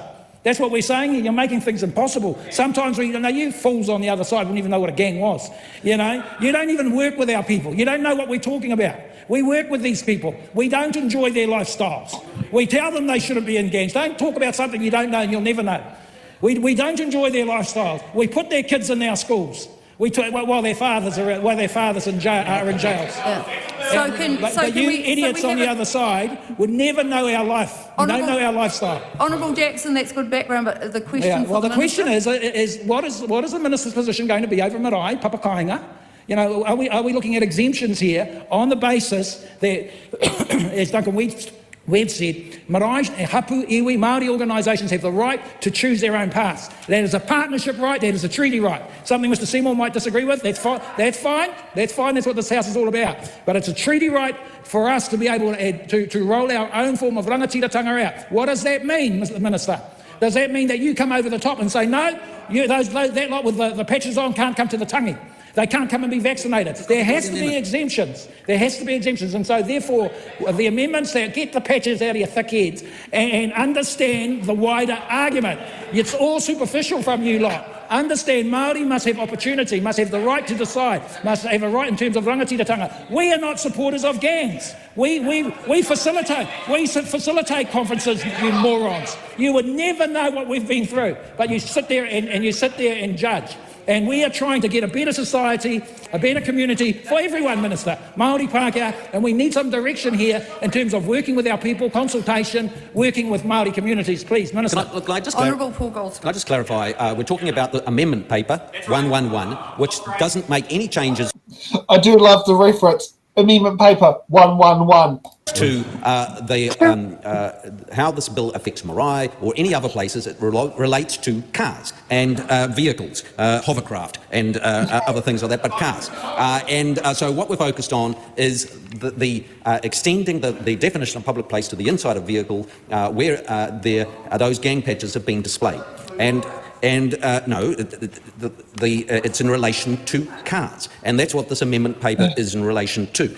Now, we've had lots of speeches around the importance of engaging with gang members and about vaccination and the humanity of all people, and we're all in favour of vaccinating all New Zealanders if required. But understanding the challenges of gangs is not the same as accepting and justifying their actions. And so I just take it back to the bill. The bill is around giving the police extra tools to deal with the intimidation and fear that gangs create in our community, and this amendment paper is about extending the public place definition to the Summary Offences Act definition, which is including cars, the inside of cars, and that's what we're talking about.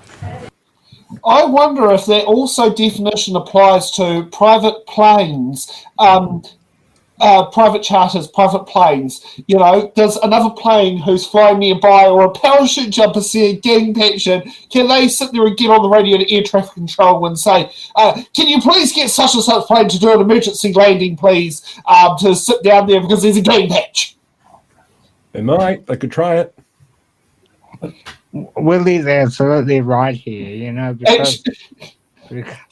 Actually, Heidi, you've got Flight Radar. Feel free to sit down there and do it, you know, when the law's passed. Feel free to use Crime Stopper on the number plate or the flight credentials and sit down there and say, such and such a vehicle has got gang members on it.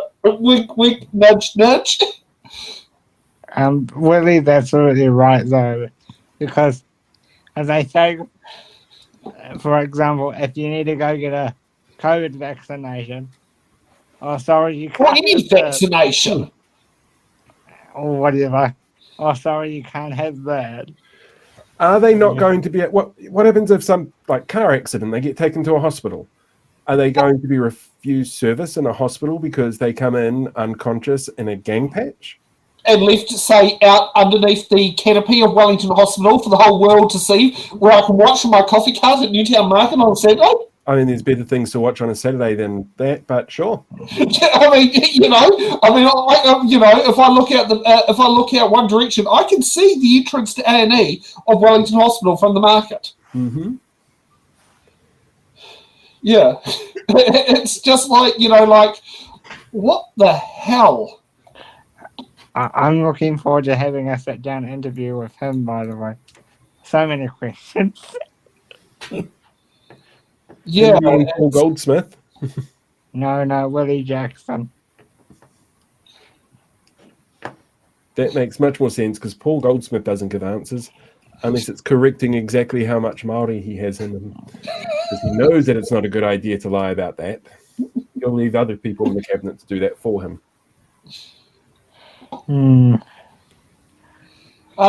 Should we take a where is it? Let's see what our good old MP. Look, there's more Jenny. I wonder if she's got more moves on the go. Let's see if Jenny's got more moves on the go. It's only 2 minutes, followed by 2 minutes of Tamitha. Followed by 4 minutes of Tamitha. In terms of being clear what is within the definition of a public place, that is important for police to be able to enforce this appropriately. And if it is not clear what is being included in this definition of public place, then that will need to be specified in operational instructions which provide police with the information and training to be able to go and implement this legislation. So I want to hear from the Minister specifically what instructions will be provided to police in order to know that they will have all of the information available to enforce this clearly. Now, I appreciate that police discretion will come into this. There will be some really difficult calls to be made and different kinds of circumstances that come up through the course of this law being enforced. But I would like to know from the Minister what has he done alongside of the Minister of Police in consultation with police officers that can give us confidence that they have turned their minds to the fact that this will create some incredibly difficult situations for frontline officers to be able to make their decisions and exercise their discretion as to when to prosecute and when not to prosecute. Because if it's unclear to the police officers, then it will be even less clear to the communities in which this law will impact upon. And it does seem to me, Madam Chair, that this is policy and legislation being made off the hoof and not being given the careful consideration that is required in terms of how it is practically going to be enforced in line with police discretion. So I would like to hear from the Minister, has there been any operational instructions already drafted for police? What are those operational instructions that have been drafted for police? And what consideration has he given, or the Minister of Police have given, to the type of training and information required for frontline officers in order for this latest amendment to be able to be enforced clearly in New Zealand for those communities it directly impacts upon? And it's a shame that she did not have her dance moves out on that particular occasion. So let's see if Tamitha's got the dance moves. Tamitha Paul. Madam Chair, thank you for letting me take a call. I'll try to keep it to the main amendment paper 111 with my questions. The first question that I have is around the evidential basis for this change. So there's been statements made by the Minister that people are holding patches up in their windows and intimidating people, but what is the actual evidence of that? It's not something I myself have observed or seen happening, so could you provide, and I would hope that when we're amending a piece of... And just for those who do know, that Tamitha grew up in Aotearoa. Legislation and making something illegal, that we would actually have a strong evidential basis or some actual precedence of this happening, but it's not something that I have seen or heard a lot about. So what is the evidential basis behind this particular amendment? The second question I have also relates to police discretion, and mostly around the fact that how is a police officer supposed to know if someone is in a vehicle or in a car that what they're wearing is actually gang insignia? So obviously a patch is obvious.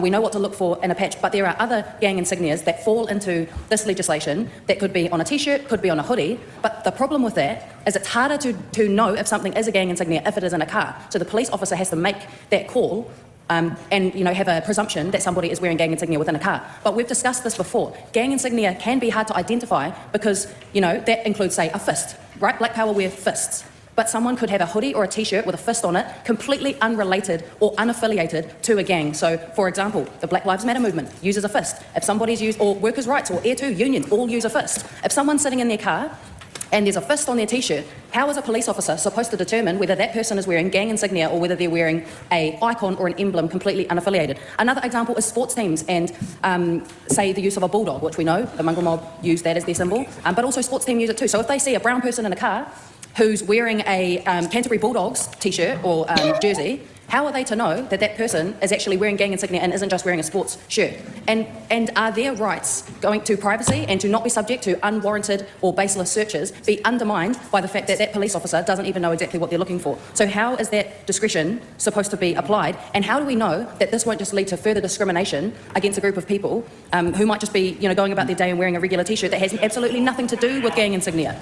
And is this just wasting the police officer's time? Because they might see somebody with a symbol on, maybe they're Māori, and pull them up and assume that they're a gang member because of a symbol that they have on and because they've made the assumption that that is gang insignia. So those are my questions. Would love an answer. And I definitely can sit there and relate to what Tamitha's been talking about.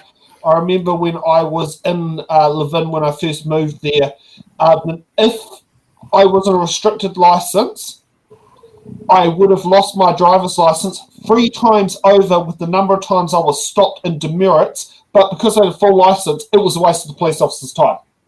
So I definitely do know what that's like to be pulled over on bad assumptions, such as a fully licensed driver is soon to be unrestricted with 3 passengers in the car. That would result in an immediate loss of license on the spot. The Honourable Minister. Just in response to that, the purpose of this amendment in relation to extending it to cars and vehicles generally is to cover all our bases. And the concern that police raised was that the purpose of this is to free the public from the fear and intimidation of gangs in public places. And in the absence of this amendment, there was the risk that some would see the opportunity to do that from within a car. And so that's what we're closing off through this amendment. In terms of the police's ability to decide whether insignia has been displayed in a way that is intimidating, we've got every confidence in the ability of the police to use their discretion in a way that people will understand. I think the purpose of this amendment is clear, and I'm happy to explain anything else. Do any of the ministers actually answer questions? No. So I'm on Wikipedia at the moment, just looking up logos that are bulldogs, and there are over 250 different entries. Do you want to share a screen of that? Are you? It's in the ballot, or are you? No, I'm on my phone for it, I'm afraid. Oh, okay. But they include things like the United States Air Force Academy Cadet Squadron 13 are called the Bulldogs. There's Bulldog Films, Churchill Insurance, Mug Root Beer, the Mighty Mighty Boss Tones, the New York City Fire Department. Yeah, a million schools all over the world. Then there's also, all the way back up to the top. My God, it's such a long list. Scroll. There's the Canterbury Bankstown Bulldogs in Australia, the Kapalaba Bulldogs, Central District Football Club, the South Fremantle Football Club, and the Western Bulldogs in AFL. Canada has half a dozen. The United Kingdom has half a dozen. The United States has so many. Like, they're everywhere. Bulldogs are everywhere, and they're really closely tied in as well to the iconography of the British during World War II. And so to just say, well, the police have the discretion. Do you think the police are going to have a list that says this is this iteration of a bulldog logo? Or are they going to sit there and go, it's just going to be easier to arrest you because you're wearing a bulldog, and bulldogs equal mongrel mob equals gang equals bad? And actually, here's a great one is, are they going to have the ability to, say, look up this list on their phone in a place where there's no cell phone coverage to sit there and do it? Or do they err on the side of caution and arrest them because, there's no cell phone coverage between Pongaroa and Masterton? As a good example is somewhere that, there, or in the backwaters of Levin, up the back of the Ohau River. What happens in that situation when you got no cell phone coverage? How are you meant to look it up to make a judgment call? Do you err on the side of the caution and not arrest them? Or do you arrest them and then have to release them and possibly drive them back out to the What-Wats to pick up their car? Sounds like a valuable use of police time. Just picking up this point around discretion, I think that was a point that was raised by a couple of MPs. I think that's a point. Ginny certainly raised it. Tam raised it as well, and I think that's a point that really probably needs a little bit more discussion around it. Our police commissioner made some comments a little while ago about structural bias within the police. And about how that was something that he had put a lot of research into, and there was some reporting coming out about how there was a structural bias within the police that certainly was biased against Māori, particularly Māori Pacific as well. But I think if you're looking at a police officer making a judgment call about whether to enter someone's property or whether to arrest someone, because in order for police to have the right to go into someone's property, someone needs to be arrested. I think it's probably 3 times, isn't it? I think that's the requirement. There is a structural bias within the police, so I think this provision will impact Māori and Pacific more than any other group within society. So I think we need to understand that and understand that will be the impact on our society as a result of this type of change, which ultimately is not good. And the next step is the ability of police to go into people's homes. And I think that's really not good. you know, and that's where you saw those comments coming through around lack of trust in the police, and I think that's something that we should ultimately be really concerned about. I can actually tell you something this morning of a discretion situation. So when I was doing the paper run this morning, I would have been doing the Island Bay one driving down Mercy Street. So I was driving down the side of the road. I went to the right-hand side of the road, threw the paper out the window. Directly opposite at the intersection there was a police car, no lights, no nothing. I said, then pulled over back. The police car creeps over, turns on their spotlight, about to pull me over. I pull over, I get out, and I grab a set of papers. They immediately turned around and drove off. A sign of discretion. Because they went, oh, the guy's delivering papers. We don't need to bother him. But that is showing, you know, on this occasion, something they went to check out, they got a bit more information by me pulling over outside a dairy, because delivered to one house in Mercy Street, then the dairy, and they immediately picked up straight away exactly what I was doing. And I'm new to that paper in the area, so the cops probably aren't used to seeing my vehicle matched with papers getting thrown out the window yet. You know, whereas at Miramar, I've been doing that for, since 2019? About 5 years. So, you know, here's a situation where they have used discretion positively. Yeah. Should we actually get to some real stuff of the bill in third reading and get out of the committee? Sounds good. Who should we kick off with on there? Shall we listen to Mark Cameron? He's got a 5-minute speech. That could work. Legislation and sentencing bill.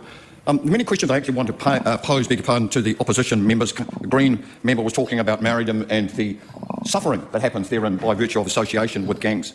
Maori by population make up 1 million people in New Zealand. 1 million. I just googled the stats. So essentially just close to 1/5. By virtue of the gang numbers, as quickly as I could find it on dear old Google, there's 5,000 of those that are Maori and disproportionately marry women, not marry men. Should we just say the word's called Māori, not Maori? Leader of the National Party shook hands with direction. Sorry. And I've just paused that all up completely where it is. As we come now into our third reading of the gangs legislation and sentencing bill. Many questions I actually want to pose, beg your pardon, to the opposition members. The Green member was talking about Maoridom and the suffering that happens therein by virtue of association with gangs. Maori by population make up 1 million people in New Zealand. 1 million. I just googled the stats. So essentially just close to 1/5. By virtue of the gang numbers, as quickly as I could find it on dear old Google, there's 5,000 of those that are Maori and disproportionately marry women, not marry men. 53% Maori men are in prison, 67% of those that are in prison, beg your pardon, are Maori men, 67% of women. 1 million New Zealanders, who happen to be Māori, are not in prison. I think we're having an ideological conversation here today about breaking the law, intimidating law-abiding New Zealanders who just want to go about their daily lives. Now, Madam Speaker, I live in Northland, quite often venture into the far north. Awesome place. Spend a bit of time in Kaikorai.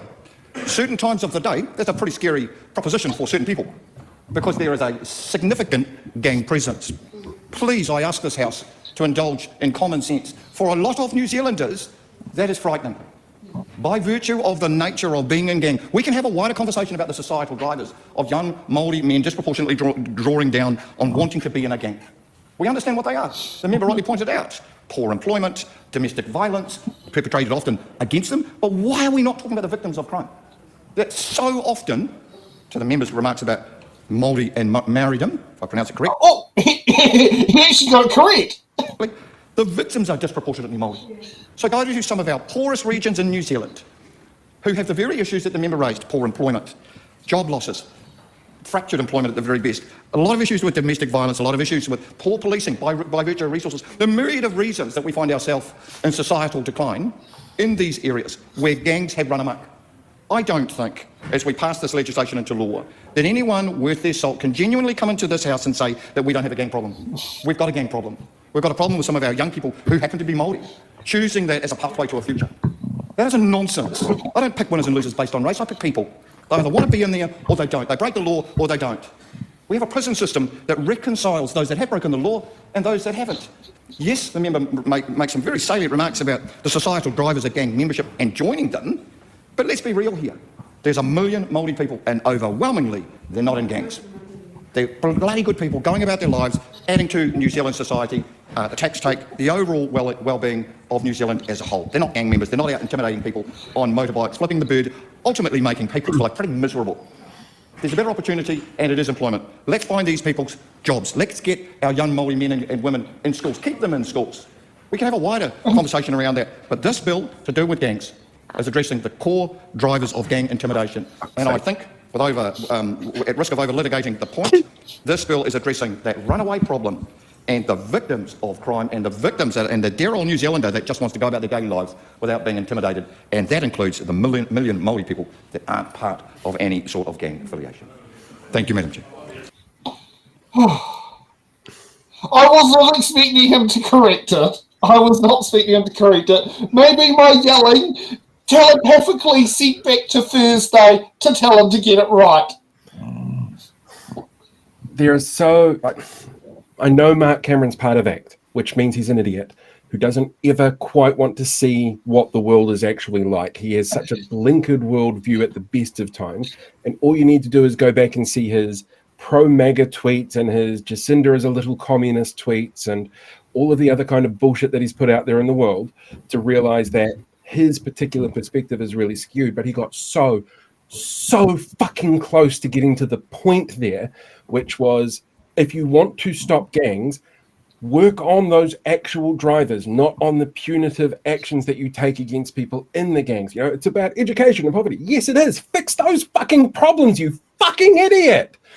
But no, he's just going to sit there going, let's be tough on gangs. That's going to fix it. And it doesn't. And it just shows how fucking stupid and how fucking entrenched these people are and how much they don't want to actually pay attention to the research, to the people talking to them, to those people that are actually impacted by the choices that they're making as government.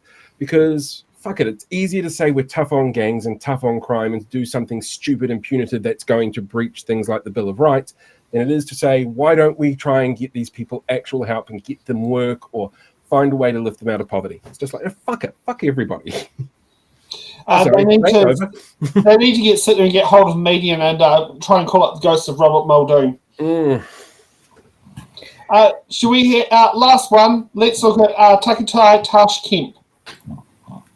I want to start with, I'm not intimidated by a gang patch. Yeah, I'm not intimidated. And some people might be intimidated by a moko. Just what I might mention that point. Our marae open up space for whānau. We're not afraid. And we do that on a daily basis. It is not a space that a bill can determine who and what can come onto our marae. It is our tino rangatiratanga that we determine what and who can come on. We set the parameters, we set the rules, and everybody abides by that. But that's how we behave on a marae. So this is not a place where this is not something that we do lightly either. You know, we have kaumātua and kuia that hold those tikanga. You may laugh about it, but it's not a laughing matter on our marae. Our tikanga is the way we behave. Yep, and we will uphold that. This bill puts our whānau in a position where they are judged, where they are made to feel like they are not valued, where they are made to feel like they are nothing. Our people are not nothing. You know, our people are not nothing. Our people wear a gang patch. And actually, do you know what we do? We actually have a kōrero. We actually have wānanga with them. We actually bring them into a space and say, what is happening? How can we awhi you to make better choices? What programs can we develop to help? That's what we need to do. That's a solution. And that's what we do through whānau ora, through our marae, through Māori providers. We wānanga, we hui with whānau. And I want to encourage that. This bill will do nothing. This bill is going to put our whānau backwards. This bill will put our people even further backwards in what they're doing today. It's not going to help us at all. And our people deserve to be treated better. Like I said in question time, why is it that swastikas are not part of the legislation? Why is it that the Black Power insignia is named and a swastika isn't? Why aren't white supremacist gangs named? Why is it just those of us that are brown? Yeah, I don't understand that. It's unfair for our people to be treated that way. We will never agree to this bill. We absolutely do not support it. And it's our right to ensure that our marae, our tikanga, are not wavered, so that they can make the decisions that they need to for our people. Kia ora. Very calm in comparison.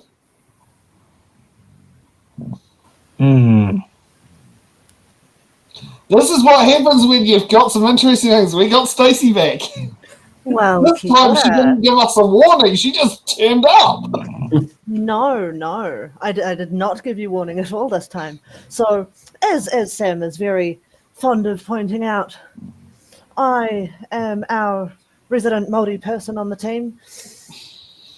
Looking at me, you would not think so, right? That is what happens when your grandmothers marry white men for 8, 9 generations, I think. But I was actually about to jump in just before you played that clip, but now it is even more relevant. So I'm glad I waited. Right, so the Māori side of my whānau, none of them, not a single person are in or affiliated to gangs, right? However, the white side of my family, many of them, a very large number of them, either have been or are in or associated with the gangs. But nobody, apart from our last clip, is bringing up white gang members. It's all Māori and Pacifica and etc. And you know, you are brown skinned, therefore you are bad. But Well, that's actually an interesting point. I would like to ask, how many of your Māori side of the family are females and how many of your non-Māori side of the family are white men? I've never tallied it up, but it's probably equivalent. So yeah, I mean, because I know you're one of 4 sisters, so Yeah. I know that. But that doesn't necessarily mean your cousins are all just sisters. There are probably some. Well, actually, I think. Oh yeah, no, there's many tāne on both sides of the family, and yes, I think I know one of them. Was it when I worked at BP? He worked at BP at a different store, and we hold this equivalent positions. exactly. Yeah. Like my okay, I'm going to give away a little bit about my family here. I was at my auntie's funeral back in July, and found out that in their younger years, my dad and his brothers were referred to as the tall trees of Cannons Creek because they were probably the tallest people in bloody Aotearoa. The majority of my mum's family, however, not so much. That's why I'm such a short ass. I mean, no, I'm not short, but I'm not tall. You're definitely not my height. I know that much. Oh no, no, use a giant. Bugger off. Kiwi Burb, quite possibly. But so much of my dad's side of the family have stayed in Aotearoa and in Cannons Creek, and therefore have all those influences upon them. My mum's side, however, are from all over the place. Or, you know, we spread to a little bit of everywhere. And even with so many more influences and so many more people around us, they still just never gravitated to the gangs. Like, I mean, there's always going to be like those close little family and friend pockets. That's not a gang. That's your whānau, that's your tribe, that's who you look to for support. But for so many people, that's what their gang is to them. It's their whānau, it's their support network. And it's absolutely true. The only way that we can get people out of the gangs and get them stopping what they are doing is by addressing the situations that put them there in the first place.